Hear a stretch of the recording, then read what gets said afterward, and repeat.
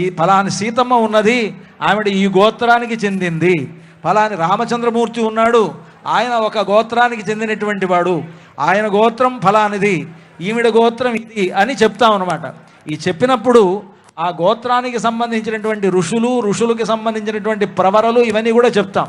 ఇక్కడ రామచంద్రమూర్తి యొక్క గోత్రం అచ్యుత గోత్రం, సీతమ్మ వారి యొక్క గోత్రం సౌభాగ్య గోత్రం.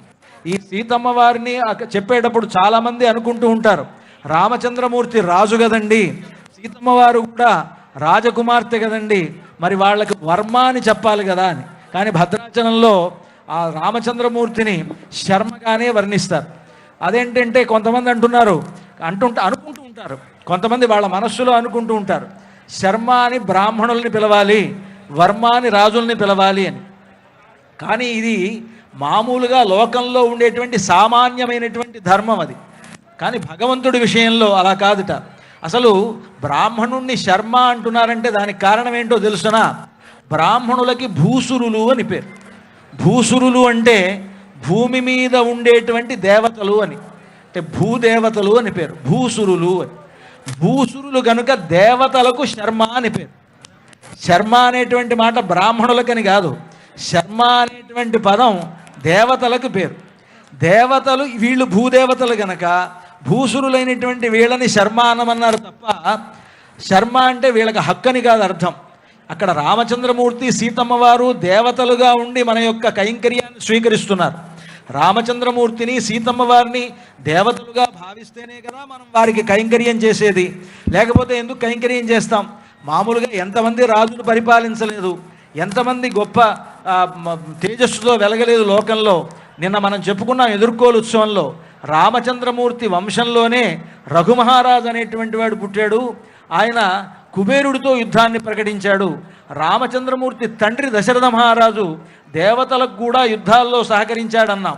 అంత గొప్పవాళ్ళైనా వాళ్ళని మనం ఎవరం పూజించట్లా, రాముణ్ణి పూజిస్తున్నాం. కారణం ఏమిటంటే రామచంద్రమూర్తి దైవం కనుక, సాక్షాత్తు మహావిష్ణువే లోకంలో రామచంద్రమూర్తిగా అవతరించాడు కనుక ఆయనకు శర్మ అనేటువంటి పేరు. పరబ్రహ్మ శర్మణో నప్త్రే వ్యూహ వాసుదేవ శర్మణ పౌత్రాయ విభవ వాసుదేవ శర్మణ పుత్రాయ అంటూ రామచంద్రమూర్తిని శర్మగా భావిస్తాం. రాముడు ఎప్పుడైతే శర్మ అయ్యాడో సీతమ్మ వారు కూడా ఆ శర్మకు సంబంధించినటువంటి వంశమే అవుతుంది. ఆవిడ కూడా క్షీరార్ణవ శర్మణ పుత్రీం అంట. క్షీరార్ణవ క్షీర సముద్రం యొక్క పుత్రిక ఆవిడ. అలాగే విశ్వంభర శర్మణో నప్త్రీం, విశ్వంభర శర్మ అనేటువంటి వాని యొక్క మునిమనవరాలు ఆవిడ.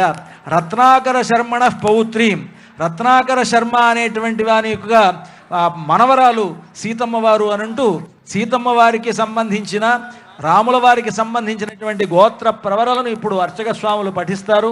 వీటిని వింటే మన గోత్రాభివృద్ధి అవుతుందంటారు.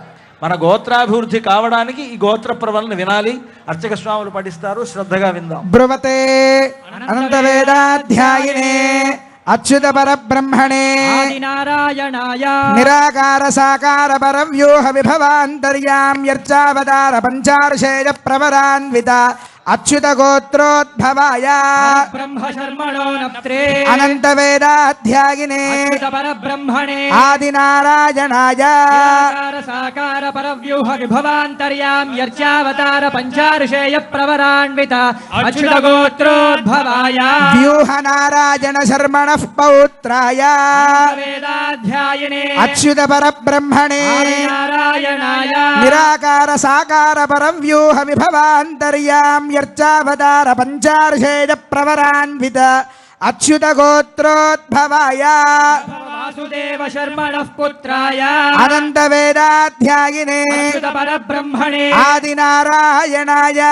నిరాకార సాకార పరవ్యూహ విభవాంతర్యామ్యర్చావతార పంచార్షేయ ప్రవరాన్విత అచ్యుత గోత్రోద్భవాయ భద్ర సాక్షాత్ శ్రీమన్నారాయణ స్వరూపాయ భద్రాచల శ్రీరామ నారాయణ స్వామినే వరాయ చతుర్వేదాధ్యాయిని భాగ్య విశ్వంభరే నిరాకార సాకార చతురీశ్వర త్రయార్షేయ ప్రవరాన్విత సౌభాగ్య గోత్రోద్భవా విశ్వంభర శర్మణో నప్త్రే చతుర్వేదాధ్యాయిని సౌభాగ్య విశ్వంభరే నిరాకార సాకార చిదిదీశ్వర త్రయార్షేయ ప్రవరాన్విత సౌభాగ్య గోత్రోద్భవా రత్నాకర శర్మణః పౌత్రే చతుర్వేదాధ్యాయిని సౌభాగ్య విశ్వంభరే నిరాకార సాకార చిదిదీశ్వర త్రయార్షేయ ప్రవరాన్విత సౌభాగ్య గోత్రోద్భవా ఆర్ణవ శర్మణః పుత్రే చతుర్వేదాధ్యాయిని సౌభాగ్య విశ్వంభరే నిరాకార సాకార చిదిదీశ్వర త్రయార్షేయ ప్రవరాన్విత సౌభాగ్య గోత్రోద్భవా సాక్షాత్ శ్రీ మహాలక్ష్మీ స్వరూపాం శ్రీ సీతా మహాలక్ష్మీ నామ్నీం ఇమాం కన్యాం వృణీధ్వం వృణీమహే